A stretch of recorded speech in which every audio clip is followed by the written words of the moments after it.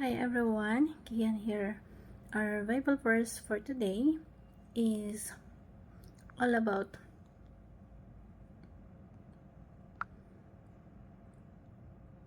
First Corinthians 2:10-12.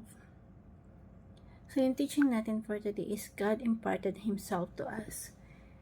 Ito po yung pinaka-best gift na ibinigay sa atin ni God, yung sarili niya. He imparted Himself to us. Mas more than pa to sa mga material thing na pwedeng makuha natin sa mundong to. Marami sa atin is nakafocus on material thing, sa pera, sa bagay. Pero ito, yung ginawa ni Jesus Christ, God imparted Himself to us. That is the greatest gift na binigay niya para sa atin. And we have the mind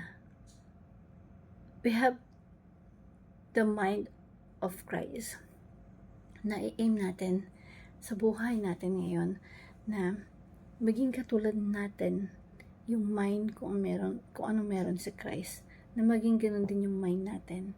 Kasi ang sarap sa pakiramdam that we represent Christ the way we think, kung paano tayo mag-isip sa mga bagay-bagay na nangyayari sa paligid natin. Ang sarap isipin that we have that kind of mind of Christ. And our deepest intimacy with God.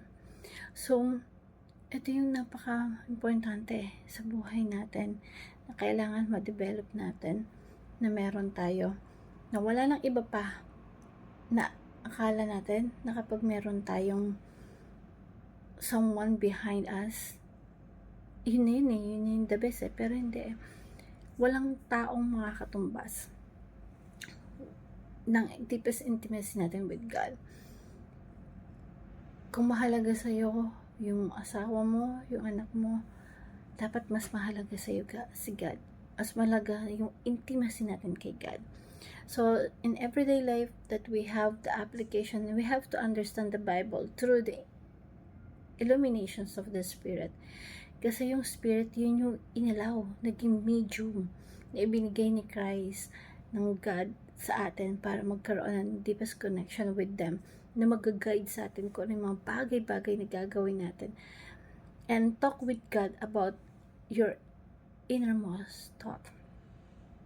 Pursue intimacy with God by being sensitive to the voice of the Spirit.